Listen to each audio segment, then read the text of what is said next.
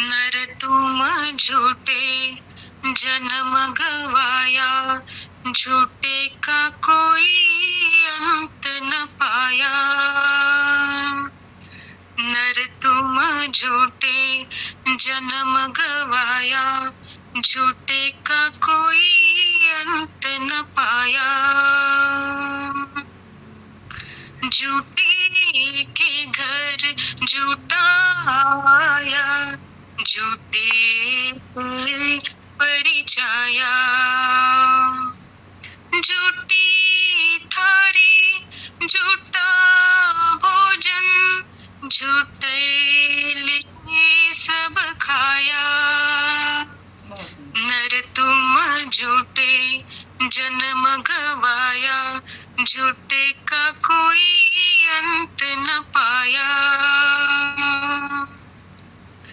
झूठे के घर झूठा आया, झूठा ब्याह रचाया।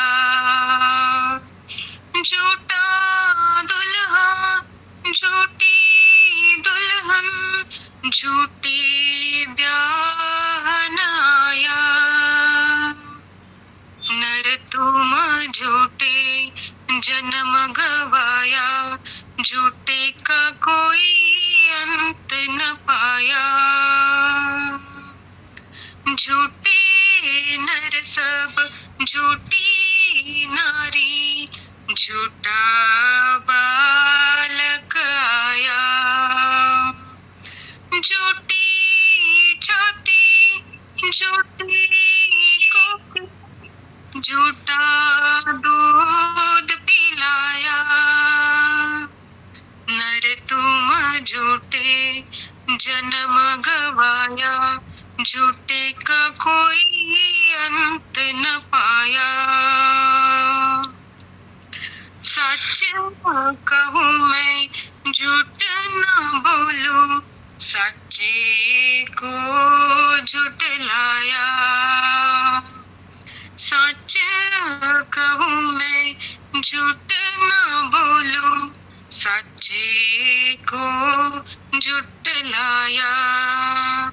कहे कबीरा सोई जन साचा, अपने माही समाया। कहे कबीरा सोई जन साचा, अपने माही समाया। नर तुम झूठे जन्म गवाया, झूठे का कोई अंत न पाया। राधा स्वामी। राधा स्वामी।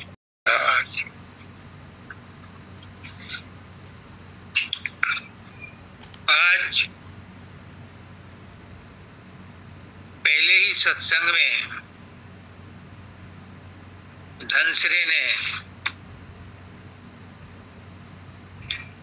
अपनी लगन का, अपनी आध्यात्मिक रुचि का, अपने समझ का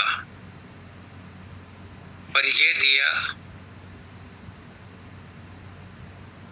मेरा दिल, मेरा मन, मेरी आत्मा उसके इस प्रकार के विचारों को सुनकर बहुत आनंदित है। पिछले 5-6 साल से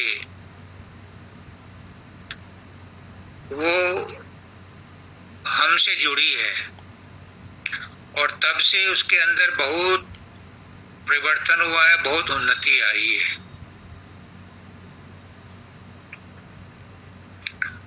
जो आज उसने शब्द पढ़ा, नर तूने झूठे जन्म गंवाया,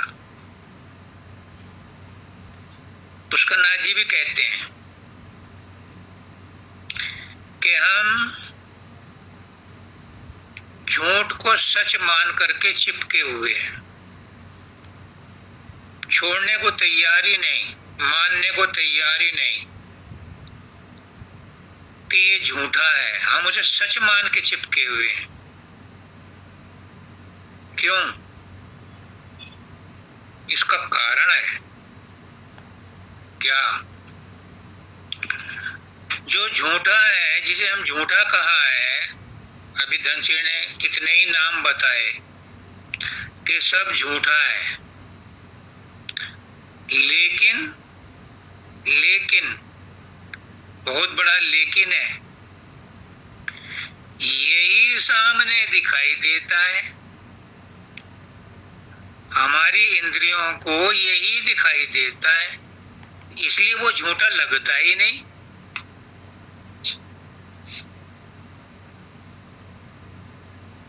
क्यों?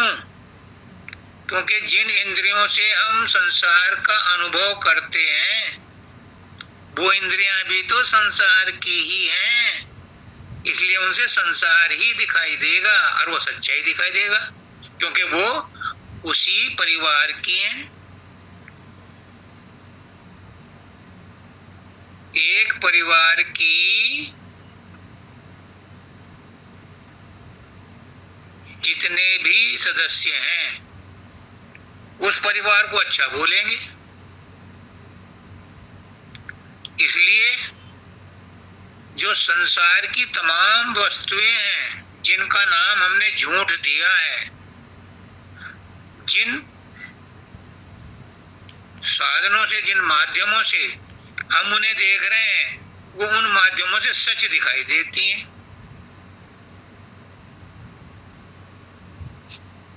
कौन कह सकता है कि संसार झूठा है? सामने दिखाई दे रहा है, कार सामने दिखाई दे रही, बच्चे सामने दिखाई दे रहे हैं, पत्नी सामने दिखाई दे रही, पति सामने दिखाई दे रहा है। ये सामने दिखाई दे रहे हैं, लेकिन देख कौन रहा है?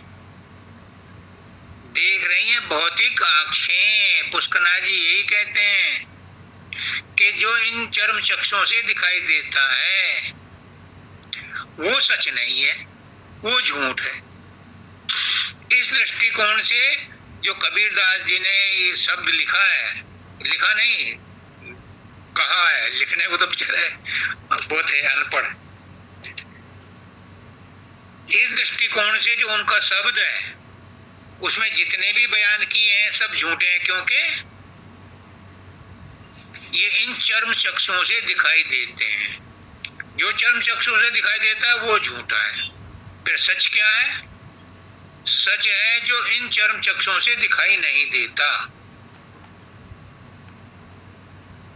वो क्या है? जो आत्मा से दिखाई देता है। और आत्मा से क्या दिखाई देगा? आत्मा ही दिखाई देगी। इसलिए पुष्कना जी क्या कहते हैं कि ये संसार जितना दिखाई दे रहा है ये झूठा है, लेकिन एक बहुत बड़ा लेकिन है, ये भी तो परमात्मा ने ही प्रकट किया है। तो जो चीज परमात्मा प्रकट करेगा वो झूठी नहीं हो सकती। लेकिन ये चर्म चक्षुओं से दिखाई दे रहा है इसलिए झूठी है। तो फिर सच्चाई क्या है? बड़ी गूढ़ बात है, समझो इसे। अगर किसी एक की भी समझ में आ गया तो उसका आज ही मुक्ति है, आज ही निर्वाण है। ये संसार सामने दिखाई दे रहा है और सच दिखाई दे रहा है, सत्य है। हमारा शरीर भी सत्य है, मन इसमें चित है और आनंद हमारी आत्मा है। हम सच्चिदानंद हैं। तो जितना दिखाई दे रहा है इसके अंदर भी यही तीन चीजें ढूंढो। जो दिखाई दे रहा है उसके अंदर सत भी है, उसके अंदर चित भी है, उसके अंदर आनंद भी है।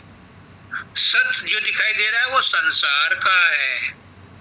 चित जो है जिससे चिंतन हो रहा है, जिससे उसमें रंग आ रहे हैं, जिससे वो ख्यालों में विचारों में आ रहा है, वो मन का हिस्सा है, वो सूक्ष्म शरीर का हिस्सा है। वो भी बदलता रहता है। फल पहले कच्चा होता है, फिर पकता है, फिर गिर जाता है। पत्ते पहले मुलायम होते हैं, फिर कड़े होते हैं, फिर सूख जाते हैं, फिर गिर जाते हैं। यानी उनके अंदर जो सूक्ष्म तत्व है वो भी बदलता रहता है। लेकिन उन सब के अंदर जो आत्म तत्व है, जो हमारे अंदर आत्म तत्व है, जो आत्मा है, वो कभी नहीं बदलती, वो स्थायी रहती है, वो एक जैसी रहती है। फल पहले कच्चा होता है, पक्का होता है, फिर वो गिर जाता है। उसके अंदर जो गुठली होती है, वो गुठली के बोने से फिर पेड़ उगाता है। वो गुठली क्या है? वो गुठली ही आत्म तत्व है। और वो गुठली जब तक पेड़ नहीं बन जाएगी, तब तक वो अपना फल दूसरों को नहीं देगी, तब तक उसका कोई फायदा नहीं होगा। तो इसलिए जो भी हमें सामने दिखाई दे रहा है झूठ, इसके पीछे देखो कि इसे पैदा करने वाला भी वही परमात्मा है, वही गुरु है। उसको पहचानो, उसके साथ नेह लगाओ। बाहर आउटर पैकेजिंग पे ध्यान मत दो, ये तो पैकेजिंग है सबकी। बाहर में जितने शरीर हैं, जो रंग रूप हैं, ये सब पैकेजिंग है। पैकेट के अंदर जो मोबाइल है, जो लैपटॉप है, वो है असली चीज। उसको पहचानो, और वो है परमात्मा।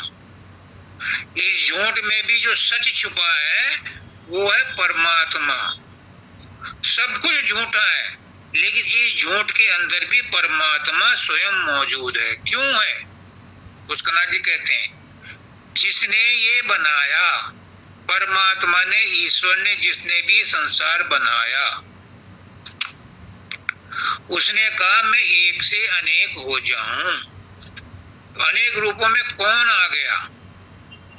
पैकेजिंग तो उसने संसार से ली, लेकिन रंग रूप देने के लिए, उसे खड़ा करने के लिए, उसमें जान देने के लिए कौन आया? वो परमात्मा ही है। दाता दयाल कह रहे हैं कि लकड़ी भी, पत्थर भी, लोहा भी, इनमें भी सांस है, ये भी प्राण, इनमें भी प्राण है, ये भी सांस लेते हैं। क्यों? क्योंकि इनके अंदर भी परमात्मा है। उसकी स्टेजेज हैं। खनिज पदार्थों में वो सुप्त अवस्था में है, वनस्पति में वो जागृत अवस्था में है, पशु पक्षियों में वो स्वप्न अवस्था में है, और मनुष्य में वो कॉन्शियसनेस में है, चैतन्य रूप में है। अलग अलग स्टेजों में वो अलग अलग रूपों में है, सब में एक जैसा नहीं है। जो नीचे की स्तर के प्रगटाव है, उनमें वो कम मात्रा में है, मनुष्य में वो सबसे ज्यादा मात्रा में है, क्योंकि मनुष्य को परमात्मा ने अपने ही रूप में बनाया है। इसलिए मनुष्य पहचान सकता है कि जितना भी झूठ है संसार में, इसके अंदर सच क्या है। बस उस सच को पकड़ लो, उसके आउटर पैकेजिंग पर मत जाओ। रहो इस संसार में, सब कुछ करो, सबके साथ रहो, कार भी खरीदो, मकान भी खरीदो, बाल बच्चों के साथ भी रहो, पढ़ाई लिखाई का खर्चा भी उठाओ, शादी ब्याह भी करो, सब कुछ करो, परंतु उनके पैकेजिंग से मत चिपको। उनके अंदर जो आत्मा है उसको समझ करके प्रेम करो कि मैं गुरु से प्रेम करता हूँ। बच्चों से प्रेम कर रहा हूँ तो वो चूंकि गुरु है उनके अंदर, इसलिए प्रेम करता हूँ। बच्चे मेरे हैं इसलिए नहीं, बच्चे गुरु के हैं, गुरु उनके अंदर मौजूद है इसलिए प्रेम करता हूँ। तो जब ये भावना आ जाएगी तो जो झूठ हमारा संसार है, इसमें हमें फंसाएगा नहीं, इसमें हम फंसेंगे नहीं। तो आज ये धनश्री ने ये कहा, सब बहुत अच्छा कहा, बहुत अच्छी व्याख्या की, और शब्द भी अच्छा था।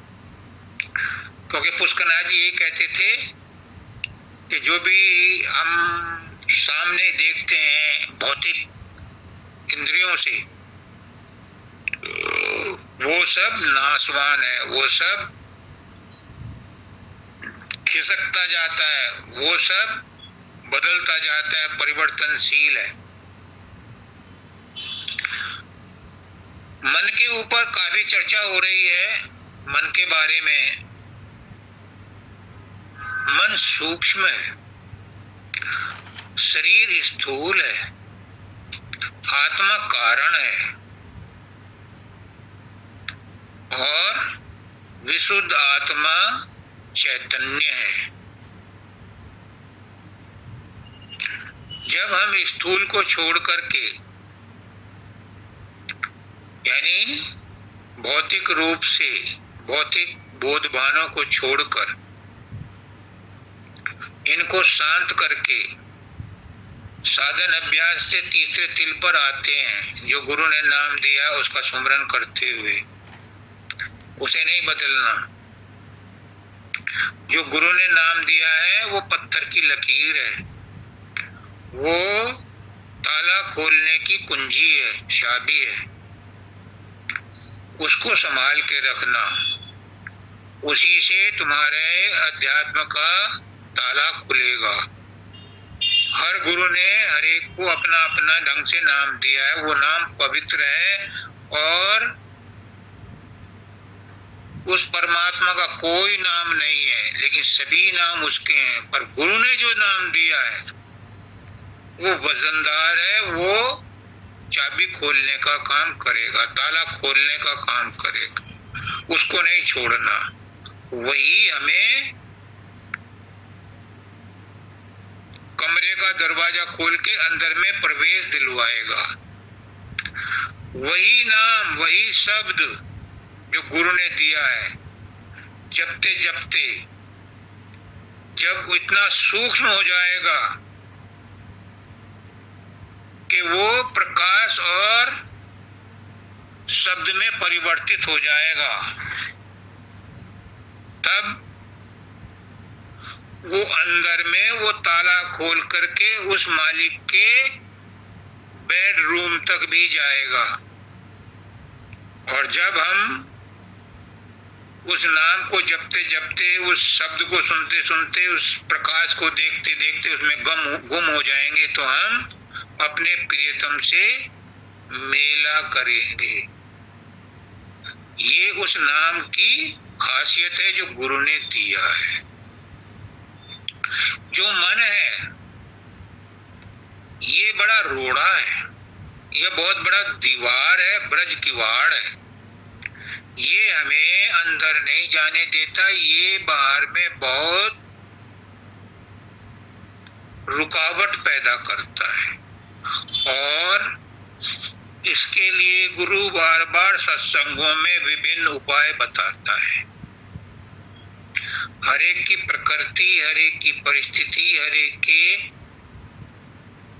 रहन सहन और वर्तमान स्थिति को देखते हुए उसकी जरूरत के मुताबिक हर एक को अलग अलग ढंग से इस मन को वश में करने का तरकीब गुरु बताता रहता है समय समय पर। फिर उसमें परिवर्तन भी करता रहता है, संशोधन भी करता रहता है। हर एक बात हर एक के ऊपर लागू हो जाए या एक ही बात से सबका मन संयम में आ जाए, वश में आ जाए, ये हो नहीं सकता। और जिसका मन एक बार एक प्रक्रिया को करके या एक साधन को अपना करके बस में आ गया, हमेशा बस में रहेगा ये भी संभव नहीं, और हमेशा उसी साधन से बस में आएगा ये भी संभव नहीं। क्योंकि मन उस ब्रह्मांडी मन का अंश है, उस ब्रह्म का अंश है जिसको हम ईश्वर कहते हैं। उसमें बहुत ताकत है और उतनी ताकत हमारे मन में भी है, इसलिए ये हमें चैन से बैठने नहीं देता। लेकिन ये मन जहां हमें परेशान करता है वहीं एक अच्छा दोस्त भी है, और जब ये दोस्त बन जाता है तो ये परमात्मा से मिलने में सहायता भी करता है। गुरु जीवन भर आपसे यही करवाता है कि किसी तरह से इस मन को अपना दोस्त बना लो। जब मन दोस्त बन जाता है, मन मित्र बन जाता है, तो ये अच्छे अच्छे विचार देता है। ये आपको अध्यात्म में ऊपर चढ़ने के लिए रास्ता बताता है। क्यों? क्यों? बहुत बड़ा क्यों है। क्योंकि अंदर का रास्ता यानी पिंड और ब्रह्मांड दोनों की खबर सिर्फ मन को है, किसी को नहीं है इसके अलावा। पिंड की और ब्रह्मांड की खबर सिर्फ मन को है, मन जानता है और कोई नहीं जानता कि रास्ता किधर से है। सिर्फ मन जानता है कि अंदर का रास्ता किधर से जाता है। इसलिए मन को मित्र बनाना जरूरी है। बिना मन को साथ लिए कोई भी आध्यात्मिक प्रगति नहीं कर, मैं तो कहता हूँ सांसारिक प्रगति भी नहीं कर सकता। आध्यात्मिक तो बाद में आएगी। अगर किसी का मन चंचल है, किसी का मन बस में नहीं है, तो वो जो भी काम करेगा उल्टे सीधे ही करेगा। और अगर किसी का मन बिल्कुल ही बेहोश है, जैसे कि हमारे पुष्करनाथ जी के पोते का था,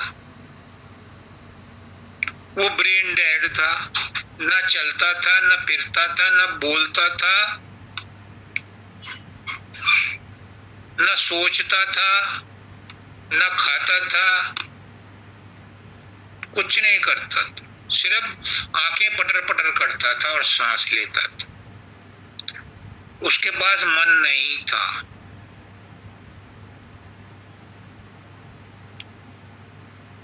उसकी ऐसी हालत क्यों हुई?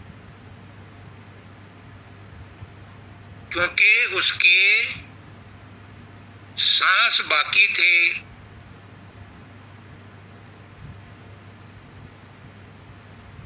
और उसने शरीर छोड़ दिया था। तो नया शरीर मिला उन सांसों को पूरा करने के लिए। 18 साल तक पुष्करनाथ जी के साथ रहा। उसने कोई कर्म नहीं किया। तो क्या ऐसा जीवन चाहोगे? नहीं। इसलिए मन तो साथ में रखना पड़ेगा, और जहां मन रहेगा वहां खटपट भी होगी। बड़े बड़े संत महात्मा, पीर पैगंबर, अवतार ब्रह्म के जितने भी हैं, सबके साथ मन रहा है, और उनके साथ भी खटपट हुई है, लड़ाई झगड़े भी हुए, खून खराबा भी हुआ है। संत भी आते हैं, उनके साथ भी मन रहता है।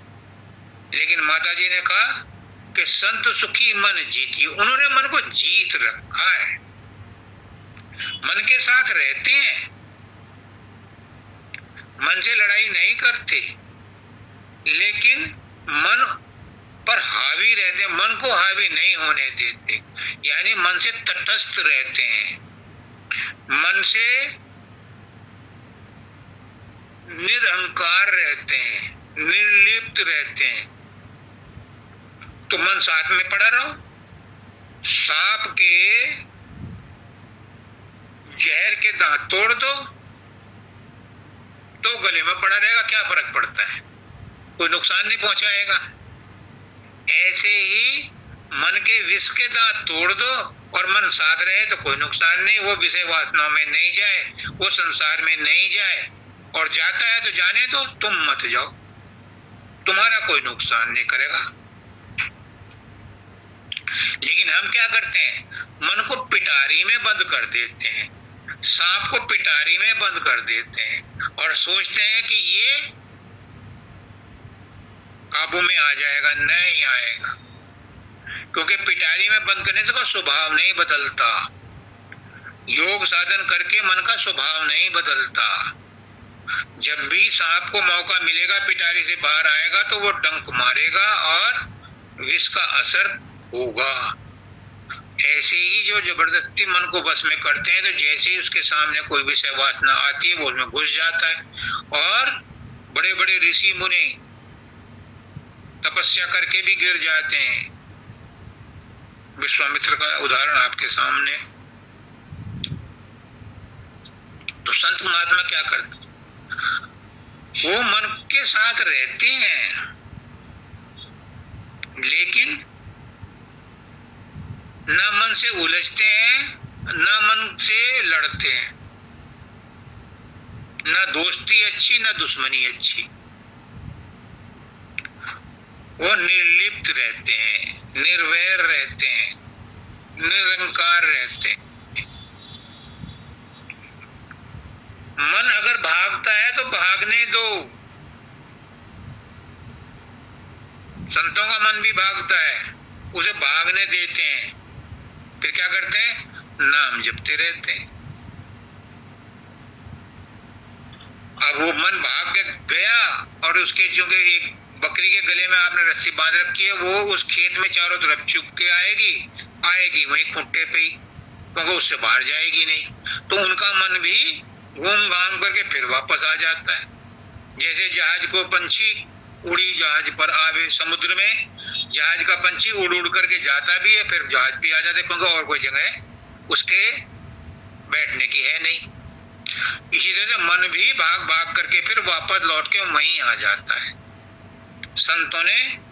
संत मन के पीछे नहीं भागते। मन को जा रहा है जाने दो, वो तो अपने आप में ले रहते हैं, अपनी आत्मा में ले रहते हैं, अपने सुमरन ध्यान में ले रहते हैं। जब आत्मा को आत्मा में आनंद मिल जाता है, जब आत्मा को अपने अंदर ही आनंद मिल जाता है, तो मन भी उसी आनंद में लोटपोट हो जाता है। फिर बाहर के रसों को भूल जाता है। जब अंदर का गाना सुना तो बाहर का गाना भूल गया। मन को भी अंदर में रस आता है, बाहर का रस तो आता है और चला जाता है। पुष्कनाथ जी कहते हैं कि संसार की जो शराब है उसका नशा तो उतरता रहता है, चढ़ता रहता है, उतरता रहता है, चढ़ता रहता है। लेकिन जो अंदर के आत्मा का आनंद अंदर में मिलता है, वो नशा उतरता नहीं, वो चढ़ता ही रहता है। गुरु नानक देव जी कहते हैं,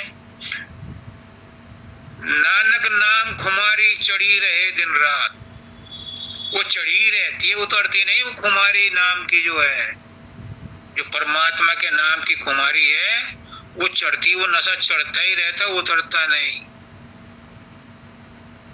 तो संत उसी में रहते हैं। संत कहते हैं तुम भी उसी में घुसो, संसार के रसों में मत जाओ। और जब मन को अंदर का रस मिलता है तो मन खुद ही सुमन हो जाता है, अमन हो जाता है। फिर वो भी बाहर में नहीं भागता। जब किसी बच्चे को अगर उसने पिस्टल उठा रखी है, उससे नुकसान भी कर सकता है। अगर उसे आप लेना चाहो तो वो देगा नहीं, जबरदस्ती करोगे तो रोएगा। हो सके गलती में वो चल भी जाए, तो समझदार माँ बाप क्या करेगा कि उसे कोई मिठाई देगा, उसे कोई ऐसा खिलौना देगा, उसे कोई ऐसी चीज देगा जो उससे ज्यादा सुंदर लग रही हो। बस फिर वो उसे पकड़ लेगा और पिस्टल को छोड़ देगा। यही मन करता है। मन को जहां अंदर में शब्द में, प्रकाश में आनंद आना शुरू हुआ, वो बाहर विषयों में भागना बंद कर देता है।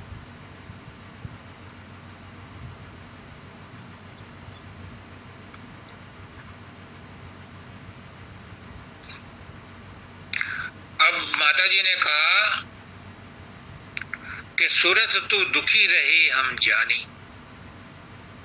बहुत अच्छा सत्संग दिया।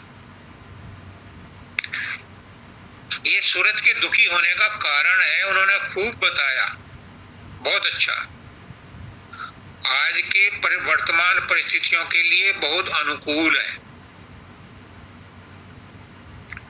मैं आपको बताता हूं, उसी में ऐड करता हूं कि ये सूरत क्यों दुखी है। स्वामी जी महाराज ने अगली लाइन में लिखा है, जा दिन से तूने सबद बिसारा, मन संग यारी ठानी, तू सूरत दुखी रहे हम जाने। जिस दिन से सूरत ने शब्द को बिसार दिया, सूरत क्या है? शब्द ही है, शब्द से ही निकली है सूरत। वर्ड की गूंज है, इको है। जहां शब्द होगा वहीं इको होगी, वहीं उसकी धुन होगी, वहीं गूंज होगी। जिस दिन से सूरत ने, उस इको ने अपने मालिक, अपने शब्द को भुला दिया और मन के साथ लग गई, मन को मालिक मान लिया। तू तो थी सतपुरुष की अंशी, गोत ल जाया शर्म न आई। स्वामी जी महाराज एक दूसरे शब्द में कहते कि सूरत जो है वो सतलोक की वंशी थी, शब्द की अंशी थी। उसने गोत लजा दिया, अपने कुल का नाश कर दिया और मन जो जड़ है, जो ब्रह्मांड का रहने वाला है, उसके साथ यारी कर ली। और सूरत कहाँ की रहने वाली है? सतलोक की, निर्मल चैतन्य देश की। अपने से नीचे के लोक का जो मन है उसके साथ यारी ठान ली। तो इसलिए उसी दिन से ये दुखी रहने लगे, क्योंकि सूरत तो चैतन्य देश की वासी है, सतलोक की वासी है, निर्मल देश की वासी। जब इसने ब्रह्मांड के पिंड के मन से यारी कर ली, तब से ये दुखी रहने लगी। अब इसको दुखी देख करके सतगुरु जो मालिक है, सत्पुरुष जो मालिक है, उसे दया आई कि मेरी सूरतें दुखी हैं। तो वो मनुष्य का चोला धारण करके सतगुरु के रूप में आकर के उन्हें चिताता है। चेतो, तुम इस देश के रहने वाली नहीं हो, तुम सतलोक की रहने वाली हो। मैं तुम्हें चिताने आया हूं, अपने देश ले जाने आया हूं, मुझे भेजा है, मेरी लिस्ट में तुम्हारा नाम है। मैं तुम्हें इसी जन्म में वहां पहुंचा दूंगा। तुम मेरी बात पर विश्वास करो, तुम मन के साथ यारी करनी छोड़ दो, तुम संसार में लिप्त होना बंद कर दो, तो मैं तुम्हें वहां पहुंचा दूंगा जहां के तुम रहने वाले हो। लेकिन कोई गुरु की बात पे विश्वास नहीं करता। गुरु गारंटी कार्ड लाता है, सबको आशीर्वाद देता है कि इसी जन्म में तुम्हारा उद्धार हो जाएगा, तुम अपने लोक पहुंच जाओगे। और कहता है कि एक जन्म गुरु भक्ति कर, जन्म दूसरे नाम, और जन्म तीसरे मुक्ति पर, चौथे में विश्राम। ये स्वामी जी महाराज कहते हैं। लेकिन लोग इसका भी गलत मतलब निकालते हैं। उन्होंने 4 जन्म बताए, लेकिन किन जीवों के लिए? जो कठोर कर्म जिनके बाकी हैं, उनको 4 जन्म में उद्धार कर देंगे। परंतु जिसको सदगुरु ने नाम दे दिया, उसका एक ही जन्म में उद्धार हो जाएगा। पर ये कैसे?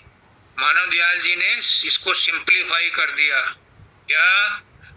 पहले कुछ दिनों जो गुरु ने नाम दिया है उसका सुमरन ध्यान अभ्यास करो तीसरे तिल पर। फिर तुम्हें प्रकाश और शब्द मिलेगा, तुम त्रिकुटी में आओ, दूसरा जन्म। फिर त्रिकुटी में मन शांत हो जाएगा, आत्मा उसके चंगुल से छूट करके शून्य में जाएगी, ये तीसरा जन्म। और फिर वहां से 10वां द्वार क्रॉस करके सतलोक, उसमें कहना शून्य में 10वां द्वार है, उसको क्रॉस करके जब वो महाशून्य और भंवर गुफा से निकलेगी तो चौथे पद में जाएगी, वो चौथा जन्म है, सतलोक पहुंचा देगा। तो जिसको सतगुरु ने नाम दे दिया उसका एक ही जन्म में चारों कार्य पूरे हो जाते हैं और उसी जन्म में मुक्ति हो जाती है। इसका एक और कारण है क्या, कि कलयुग आखिरी युग है, उसके बाद फिर 4 युग शुरू हो जाएंगे। तो कलयुग आखिरी युग है, इसमें मुक्ति जल्दी मिलती है। सतयुग में फर्स्ट डिवीजन वालों को मिलती है, 100% नंबर वालों को। त्रेता युग में 75% वालों को मुक्ति मिलती है और द्वापर युग में 50% वालों को मुक्ति मिलती है। पर कलयुग में तो 30 नंबर वालों को भी मुक्ति दे करके सतलोक भेज दिया जाता है। ये फायदा है। इसलिए गुरु अगर अपने बलबूते पे कहता है कि मैं एक ही जन्म में तुम्हें मुक्त कर दूंगा, तो गलत नहीं कहता, सच कहता है। पर तुम उसमें विश्वास तो कर लो, कोई नहीं करता। आज मैं एक विशेष तौर से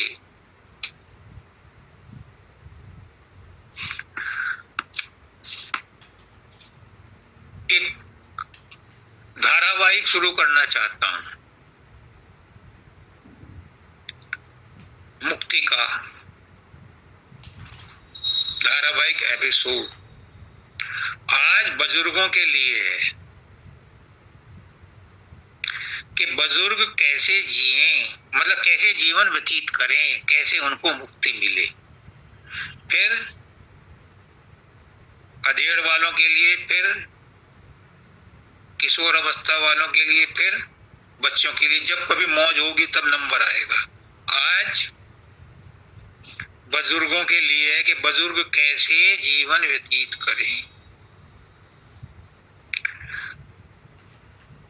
अब से 15-20 साल पहले मैंने बापू मुरारी बापू को सुना था, तो उन्होंने इसके बारे में चर्चा की थी। तो उन्होंने कहा था कि 50 के बाद 51, 52, 53, 54, 55 आता है तो ये सब वानप्रस्थ की ओर ले जाते हैं। तो मेरे जो लंदन वाले दामाद है उन्होंने कहा कि आजकल जो है हेल्थ इंश्योरेंस, हेल्थ स्कीम इतनी अच्छी है कि 50 वर्ष आज कुछ नहीं होता। 50 वर्ष तक तो शादी करके निमटते हैं, बच्चे ही होते हैं। इसे 70 कर दो। मैंने कहा ठीक है 70 कर लो। और 70 में देखो क्या होता है। 70, 71, 72, यानी तुम इसमें तर हो रहे हो। कब तक तर होते रहोगे? तुम इस संसार सागर में तैर रहे हो, डूबे नहीं हो, तैर रहे हो। कब तक तैरते रहोगे? अब 70 आ गया है, यानी अब तरने की बारी है। तर जाओ, परली तरफ हो जाओ। कैसे? बहुत देखी, क्या अभी तजुर्बा नहीं हुआ कि इस संसार में सुख नहीं है, संसार में कोई अपना नहीं है। पुष्कना जी कहते हैं देखी जमाने की यारी, सभी गए बारी बारी, सभी चले गए, तुम्हारा भी नंबर है, मेरा भी नंबर है। क्या यकीन नहीं हुआ अभी तक? 70 साल की उम्र हो गई, क्या अभी विश्वास नहीं हुआ अपने अनुभव पर कि यहाँ कोई किसी का सगा नहीं है, सब लेन देन के रिश्ते हैं? तो क्या करो, 5A है क्या? अहंकार शून्य हो जाओ। बहुत कर लिया अहंकार, अब अहंकार शून्य हो जाओ, अब अहंकार करना छोड़ दो और किसी गुरु के प्रति समर्पित हो जाओ। अहंकार जोर मारेगा तो गुरु के चरणों में शीश झुका दो, तो अहंकार की टोकरी भी गुरु के चरणों में आ जाए।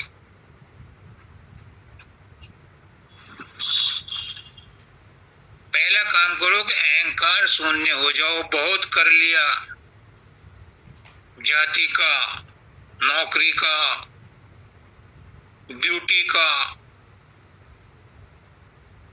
हैपने का, अब सब ढांचा हिल गया, शरीर भी उतना मजबूत नहीं है, तो अब तो इस अहंकार को छोड़ दो। ये अहंकार की वजह से ही तो हुआ है। दूसरा ये है, दूसरा है अंधकार शून्य हो जाओ। तमसो मां ज्योतिर्गमय असतो मां सद्गमय मृत्युर्मा अमृतम गमय, ये उपनिषद कहती है। अंधकार शून्य हो जाओ। अब तक अज्ञान, आत्मा के अज्ञान में थे। वंदो गुरुपद कंज कृपा सिंधु नर रूप हरि महामोहतम पुंज जा सुबचन रवि कर्णिक। तो अब अंधकार शून्य हो जाओ। अब इस एज में आकर के तो अपने अज्ञान को पीछे छोड़ दो। अब क्या करो कि मैं जैसा भी हूं, मैं जैसी भी हूं, तेरी हूं। राग द्वेष भी तेरे, काम क्रोध भी तेरे, लोभ मोह भी तेरे, अहंकार भी तेरा, ये अंधकार भी तेरा, ये अहंकार भी तेरा। सौंप दो उसे, क्योंकि साथ तो जाने वाला नहीं है। 70 तो बीत गए, अब कितनी और रह गई।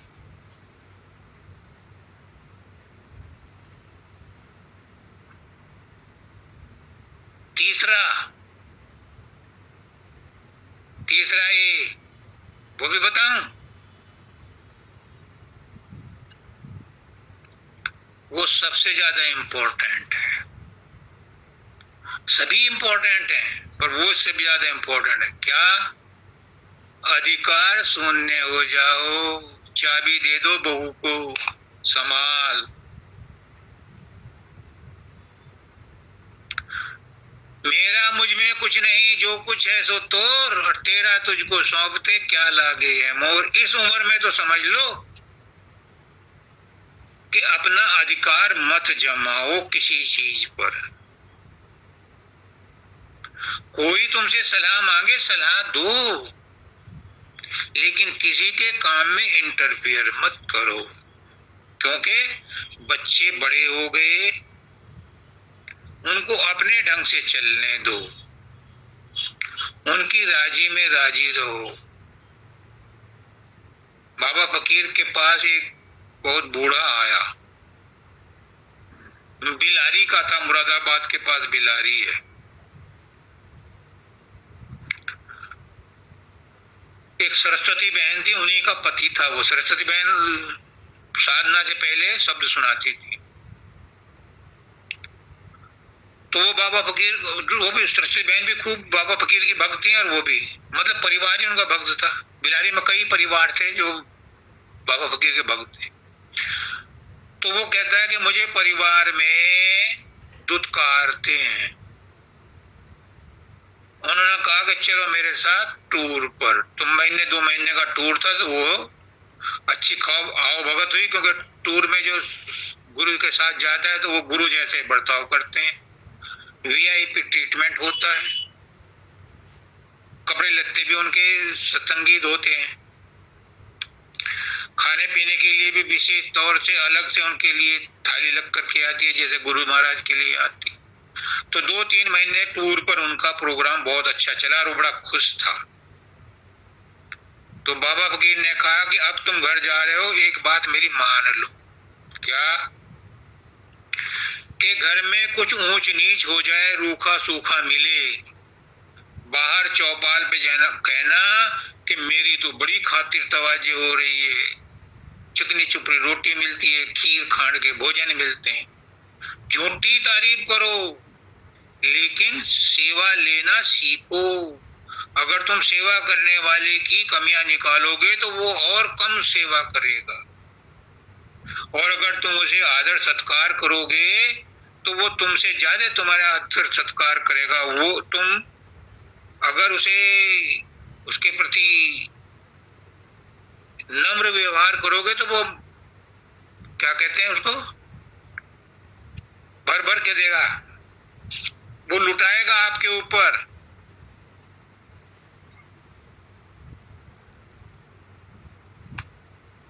इसको क्या बोलेंगे?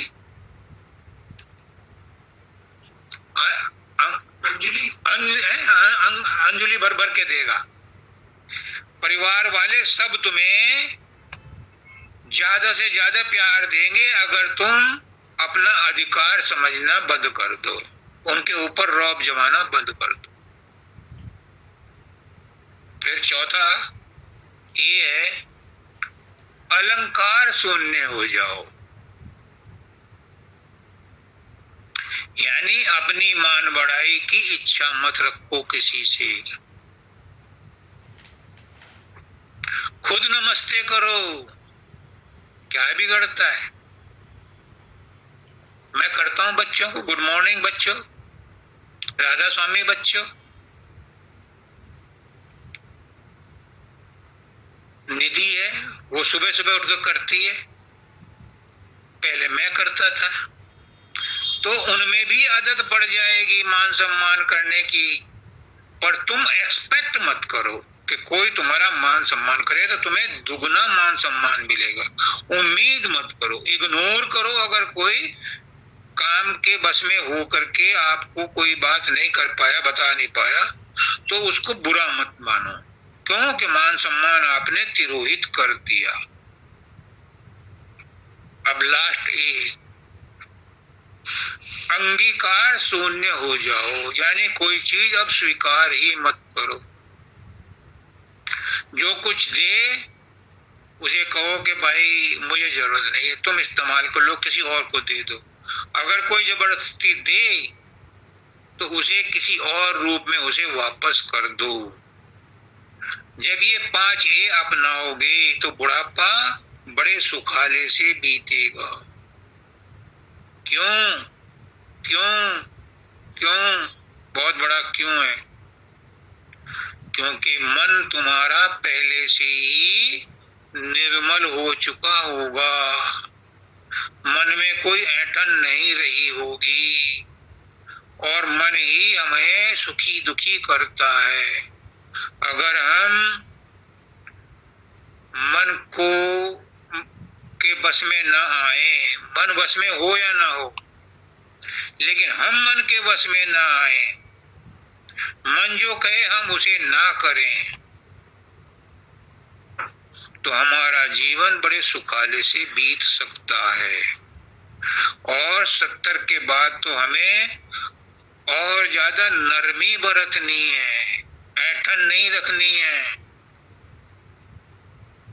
ये सारे बुजुर्गों के लिए बापू मुरारी बापू ने उस समय कहे थे, जो मैंने नोट कर लिए थे। बड़े काम की चीज है। बाबा फकीर भी कहते हैं दूसरे शब्दों में कि ए बूढ़ो, ए बुजुर्गो, तुम्हें सेवा लेनी नहीं आती। जो तुम्हारी सेवा करता है उसमें तुम कमियां निकालते हो तो वो कैसे तुम्हारी सेवा करेगा? उसकी तारीफ करो तो तुम्हारी सेवा और ज्यादा होगी। पुष्कर नाथ जी को मैं बीच में लाता हूं, उनके बिना अधूरा है। क्या जिनके बीच में तुम रह रहे हो सबके अंदर परमात्मा है, सबके अंदर गुरु है। जब सबके अंदर गुरु है, सबके अंदर परमात्मा है, तो परमात्मा से कैसे व्यवहार किया जाता है आपको ज्ञात हो चुका होगा। वैसा ही व्यवहार उन सबके साथ करो तो तुम सुखी रहोगे। सबको परमात्मा का रूप मानो, गुरु का रूप मानो, और सब हैं। हम ही उन्हें गैर समझते हैं। परमात्मा किसी को गैर नहीं समझता। परमात्मा तो पुष्कराज जी ने जिन कहानी सुनाई थी उसको भी प्यार करता है जो 80 साल से उसे गाली दे रहा है। एक वो था भिखारी, नास्तिक, वो परमात्मा को नहीं मानता था। एक सेठ ने एक भंडारा किया और उस पर लिख दिया जो भगवान को मानते हैं उनके लिए आज भंडारा है और सुबह से शाम तक चाहे जितनी बार खाएं। तो वो नास्तिक भी आ गया। उससे पूछा सेठ ने तुम भगवान को मानते हो? उसने कहा भगवान की ऐसी की तैसी, और 2 गाली और सुनाई। उसने कहा तुम्हें खाना नहीं मिलेगा। वो चला गया। रात को सेठ के सपने में भगवान आए। उसने कहा वो सेठ तू कैसा मेरा भगत बनता है, एक मेरा भगत आया था तूने उसे खाना नहीं दिया। तो उसने सपने में ही कहा कि वो तो नास्तिक था, अब वो मुझे 80 साल से गाली दे रहा है लेकिन है तो मेरा ही। मैं उसे 80 साल से बाकायदा खाना देता हूं और तूने एक दिन नहीं दिया। सेठ की आंख खुल गई। उसे इस बात का एहसास हुआ कि ना जाने किस भेष में बाबा मिल जाए भगवान रे। तेरे द्वार खड़ा एक जोगी, द्वार पर जो आया है वो भगवान ही आया है। आपसे जो मांग रहा है वो भगवान ही मांग रहा है। अगर आप उसे नहीं कुछ देना चाहते तो झिड़को तो मत, हाथ जोड़ के नमस्ते कर लो उसे कि बाबा अब नहीं है मेरे पास। परमात्मा तो उसे कहीं से दिलवा देगा, लेकिन तुम्हें जो एक मौका दिया था तुम्हारे कर्म काटने का, तुम उसको झिड़क करके आपने अपना नया कर्म बना लिया। मंदिर के बाहर ही भिखारी नहीं बैठे, मंदिर के अंदर जो सफेद कोट पोशाक में जाते हैं या जो व्हाइट कॉलर में जाते हैं, जो पुजारी लोग होते हैं पंडित लोग, वो भी भिखारी हैं। जो वहाँ पूजा करने जाते हैं, मंदिर में पैसा जमा करने जाते हैं, मंदिर में फूल फल लेकर जाओ, वो भी भिखारी हैं। बाहर वाले सामान्य भिखारी हैं और जो अंदर जाते हैं मंदिर में प्रसाद लेकर के वो वीआईपी भिखारी मांगते, वो भी है परमात्मा से। जब परमात्मा सबके अंदर है तो फिर सबको वैसा ट्रीटमेंट दो।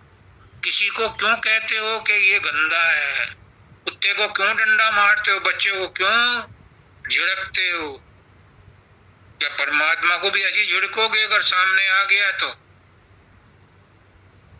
क्या गुरु को भी ऐसी झिड़कोगे अगर सामने आ गया तो? दूर हो जा, दफा हो जा। अगर आपने परमात्मा के साथ ये बिहेव किया तो फिर भूल जाना कि परमात्मा दयालु है। परमात्मा तो दयालु है, रहेगा।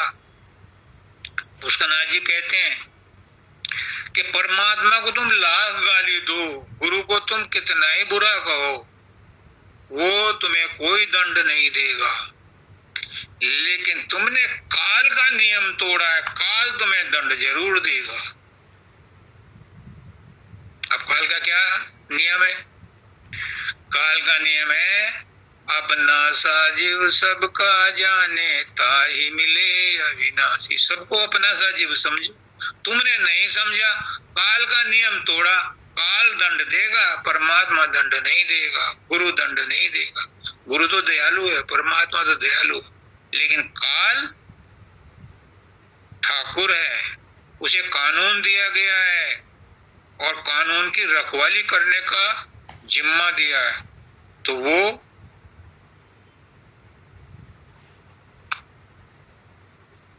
दंड देगा। अब राजा ने कहा, जो विनती गाई बहुत अच्छी है। शब्दानंद जी ने कहा था कि जो 40 दिन नियम से इस विनती को अपने मन में गाएगा, उसका इसी दिन इसी जन्म में उद्धार हो जाएगा। माता जी तो 6 महीने हो गए। इसमें एक लाइन है, मैं क्यों रेफरेंस दे रहा हूं। मन आपके चरणों में लय हो जाए,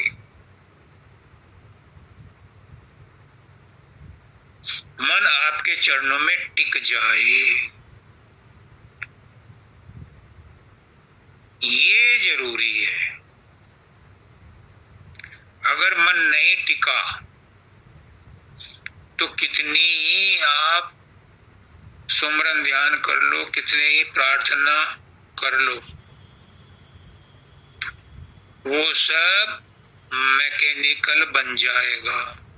फायदा तो होगा, कुछ तो होगा, लेकिन वो फायदा नहीं होगा जिसके लिए हम साधन अभ्यास करते हैं। मन को वश में करने के लिए जो गुरु ने नाम दिया है, उसको आपको कहते हैं कि धीरे धीरे ऐसा करो, अजप अजाप करो, लेकिन मन उसमें टिकने नहीं देता। मैं कहता हूं बोल बोल के कर लो, जोर जोर से बोल लो, कमरा बंद करके बोल लो, किसी तरह से भी उस नाम के साथ जुड़ जाओ।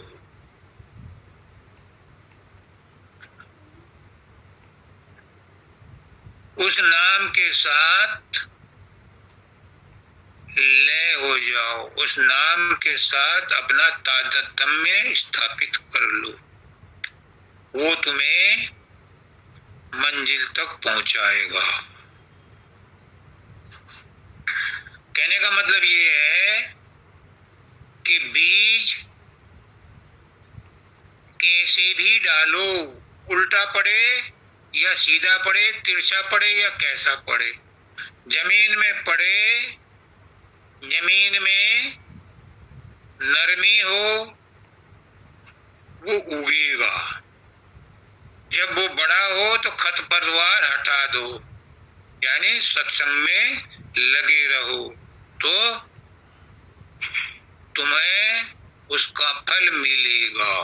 कैसे भी नाम लो, चाहे आलस में लो, चाहे प्रेम में लो, चाहे सोते हुए लो, चाहे सपने में लो, चाहे जागते हुए लो, चाहे बैठ के लो, चाहे लेट के लो, नाम तुम्हें पार लगा देगा। लेकिन एक बात और सुन लो स्पष्ट रूप से, आज मैं कहता हूं, नाम में ताकत नहीं है। तुलसीदास जी ने तो बहुत कुछ लिखा है नाम के बारे में, नाम में बहुत ताकत है, नाम नामी से भी बड़ा है। लांग सके ना जिस समुद्र को राम, और लांग गए हनुमान उसी को लेके राम का नाम। नाम में बहुत ताकत है, लेकिन नाम में ताकत नहीं है। फिर इतनी ताकत कहां से आई? ताकत उसमें है जिसने नाम दिया है। हनुमान जी को जिसने नाम दिया था राम का, ताकत उस देने वाले के थ्रू आई थी नाम में। वैसे तो भिखारी भी राम राम करते फिरते हैं, लेकिन उनको किसी गुरु ने नाम नहीं दिया जो गुरु राम का नाम देता है।